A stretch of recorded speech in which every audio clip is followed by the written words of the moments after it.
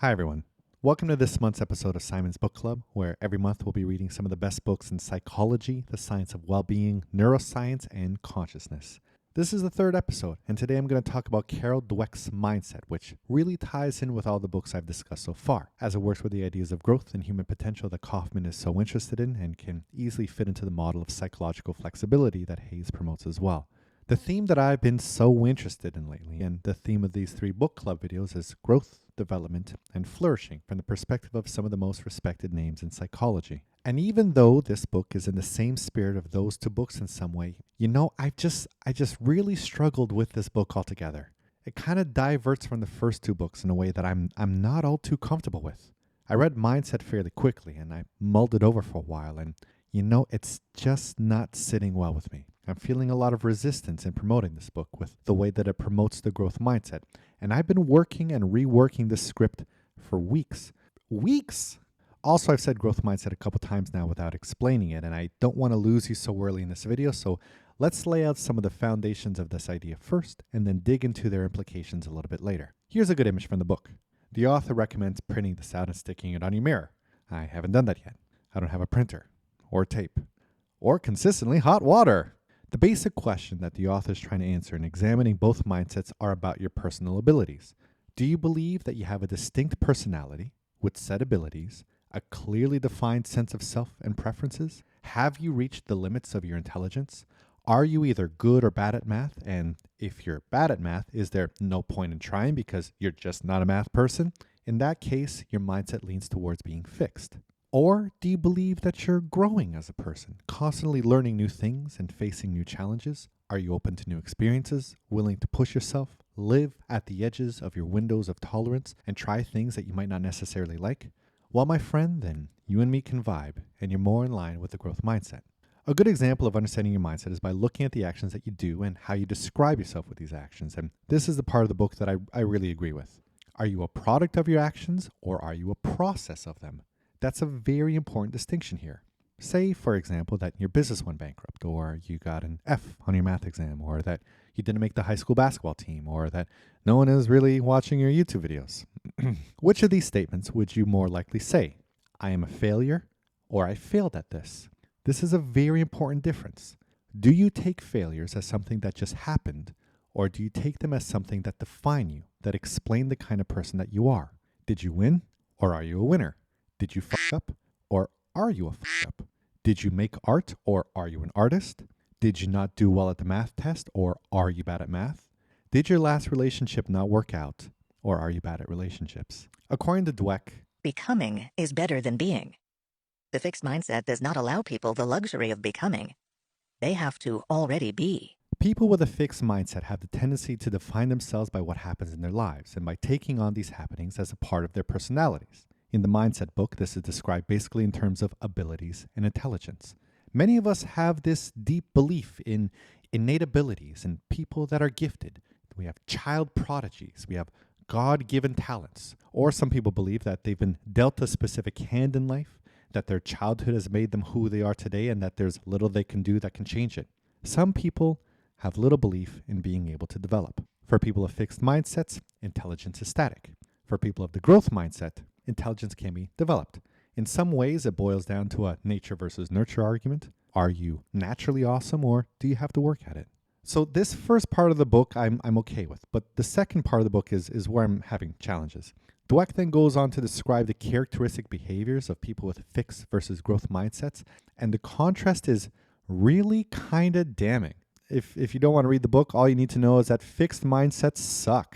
People with growth mindsets embrace challenges. They persist in the face of setbacks. They see effort as a path to mastery. They learn from criticism and find lessons and inspirations in the success of others, and then reach higher levels of achievement than people with a shitty fixed mindset, who, I gotta say, don't really have a good portrait painted of them.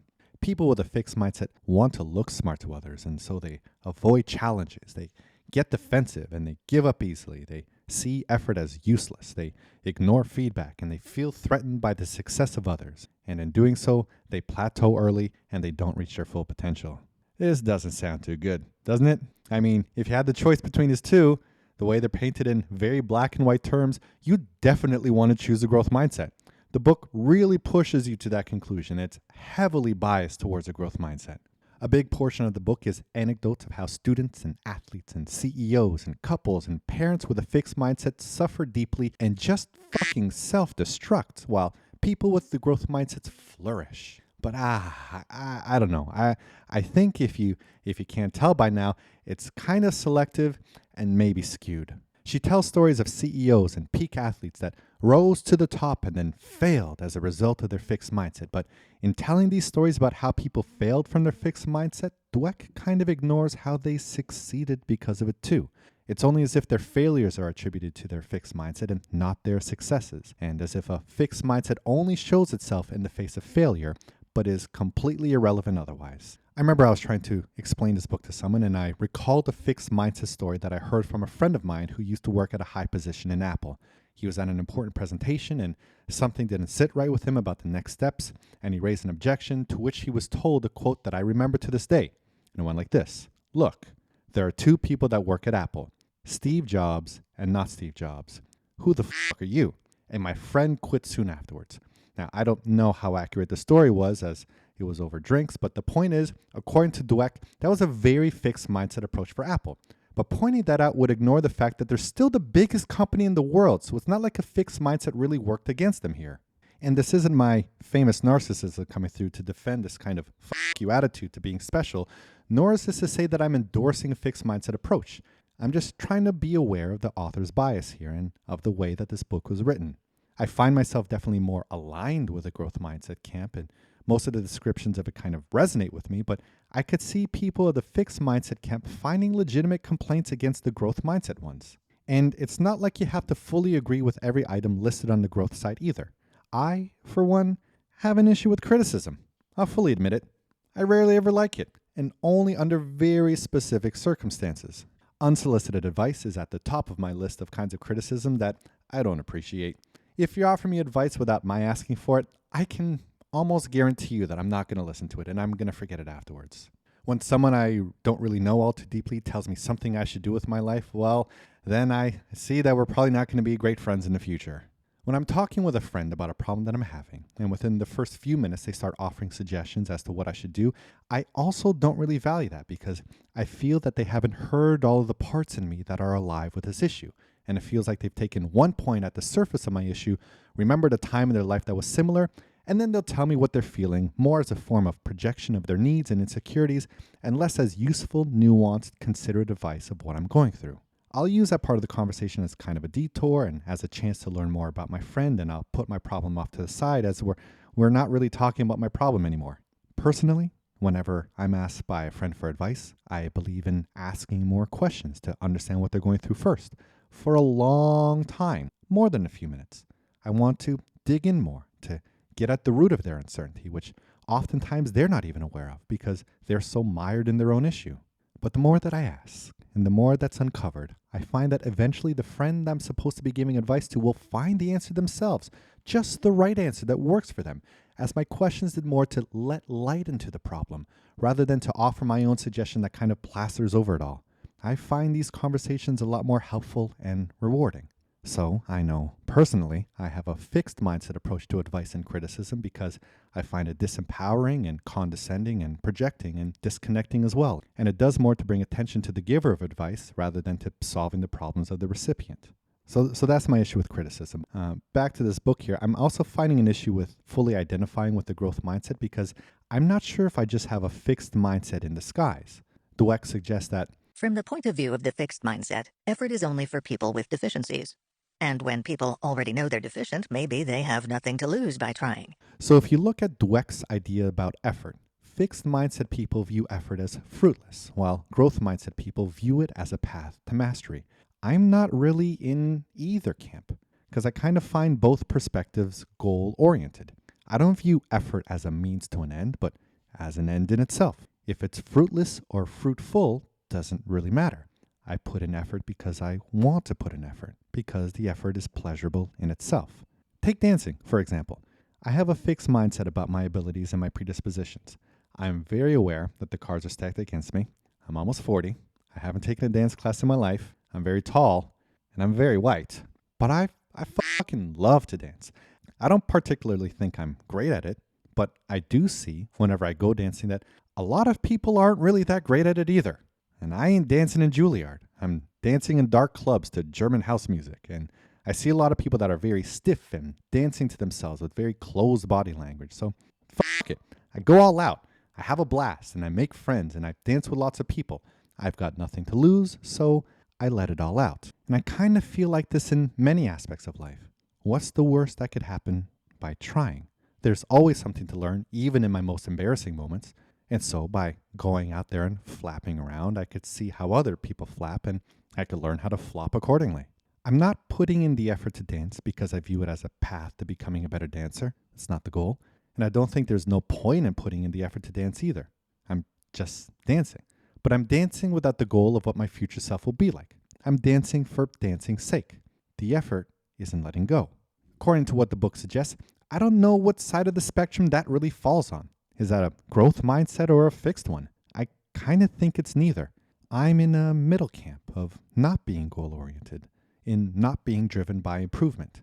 I'm of the mind to be kind and gentle to myself, to love and accept myself as I am, and to be at ease with what comes and goes, and to be open to the mysterious unfolding of my life. And I've kind of noticed that self-acceptance doesn't seem to be that prevalent of a message here in the book. And I think this is where my resistance is really creeping in. With that said, I still do believe in challenging myself and putting myself in new and unfamiliar situations and in observing what arises. It's a big reason why I moved to Portugal. In the same spirit of when I went to Korea and I knew nothing about it, I thrived and developed, and I felt like going to Portugal was the next challenge I wanted to face in my life. I came here without having any connections, friends or family, or even any of the language. But I like putting myself in situations like this, and I'm growing in very unexpected ways that I had absolutely no goals towards before coming here, as my close family and friends will attest. I've grown and changed all right. Kind of like how I went to Korea to be a teacher and I became something completely different, a YouTuber, of which I had no inclinations of before. That's just an accidental byproduct of the challenge, but not the destination of it. So this fuzziness that I have with picking sides in this book is kind of referred to in the book as well, but not to the same degree that I'm discussing here. Dweck suggests that when it comes to fixed versus growth mindsets, it's not all black and white. It's not a you're either with us or against us kind of binary.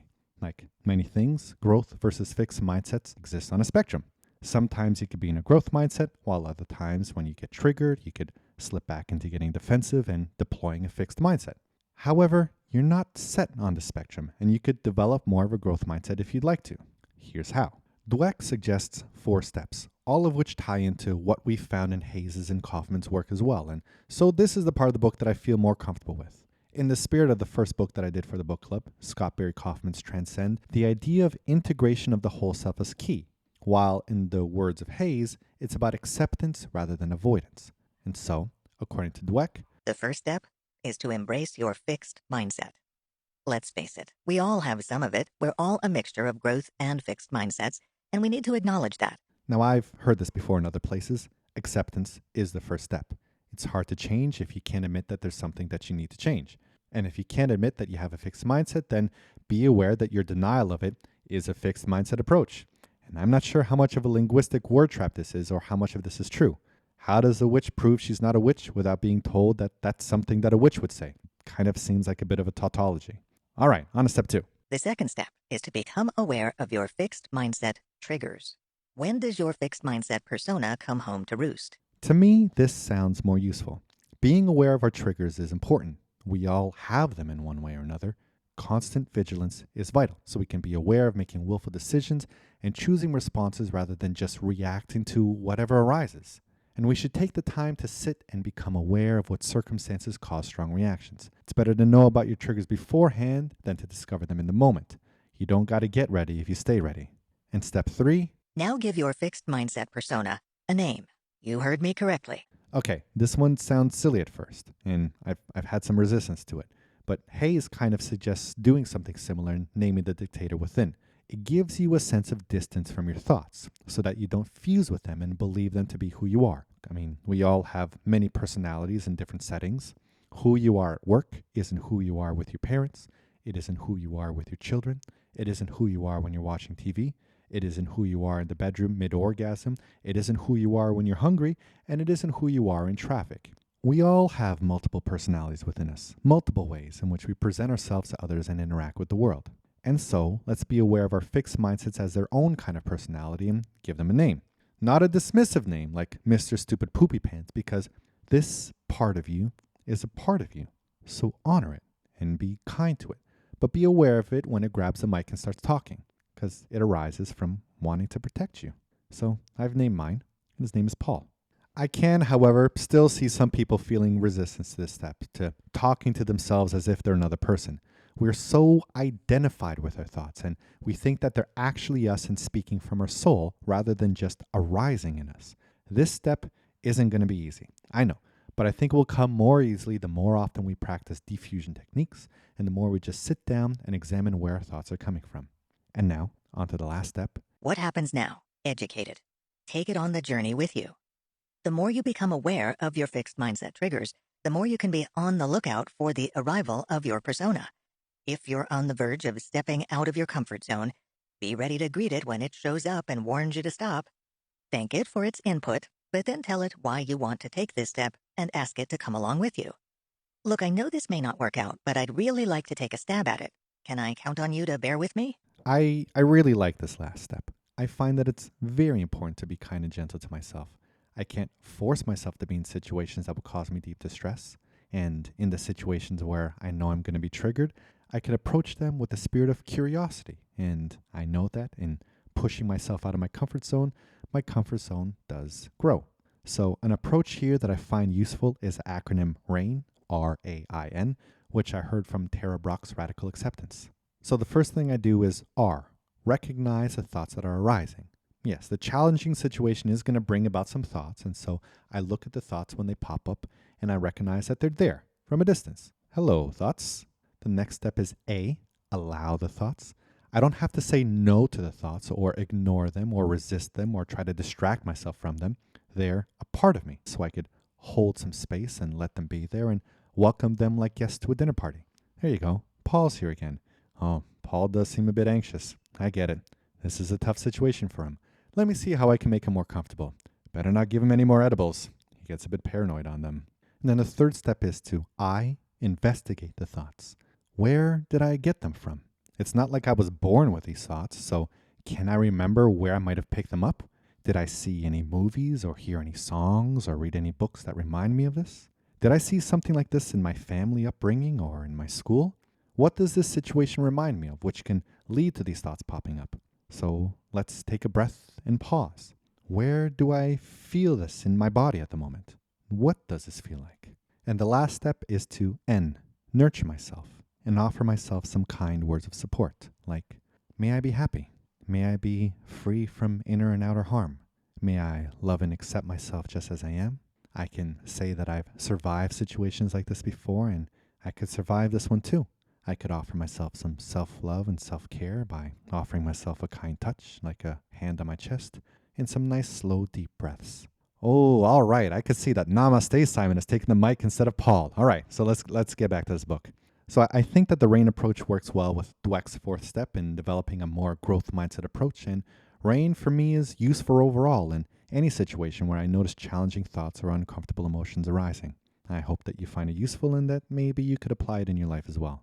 And so I hope that you liked this video on mindset and found it somewhat useful and interesting overall. This wasn't my favorite book in the book club, as I've had some issues with it, but I still think it has an interesting message in there and offers a lot of entry points for self-reflection. I think my big qualm is that I could really see how this book can feed into people's obsessions with self-improvement and with people's lack of self-acceptance. We don't always need to fix and improve ourselves. We could just be kind to ourselves and accept ourselves. Growth will happen naturally. You can't pull your hair to make it grow faster. And in my case, I've got none, so definitely can't. And so, if you like this little project of mine here, please consider supporting me by becoming a patron so I could continue making these videos. Head on over to patreon.com/Simon's Book Club. Every month I'm adding new stuff to the book club, more books to discuss, and more people as part of the online book club on Discord. I've left the Discord closed to just paying patrons, mostly out of my fear of angry people overriding the server, but I've also received messages from people genuinely interested in participating who just aren't in a financial situation to pay for a membership. I don't want finances to get in the way of your being part of this community. So the Discord is now open to all. Please come with an open heart and an open mind and speak without violence and aggression, and let's talk about these books together. If you're in Lisbon or if you're visiting, come join my meetup group. It's meetup.com/Simon's Book Club. The last Thursday of every month, we'll be meeting up to discuss a book. I've got the next 3 books selected, ones I know I'll resonate with a lot better, and the events are all reserved. The first offline book club was just amongst friends, and now it's open to all. So come, let's talk about these books together. This month, I'm rereading Bell Hooks' All About Love, and my thoughts on love have really changed in the year since I've read it. So the next video is going to be interesting. I'm pretty sure of that. Thanks for watching. See you next time.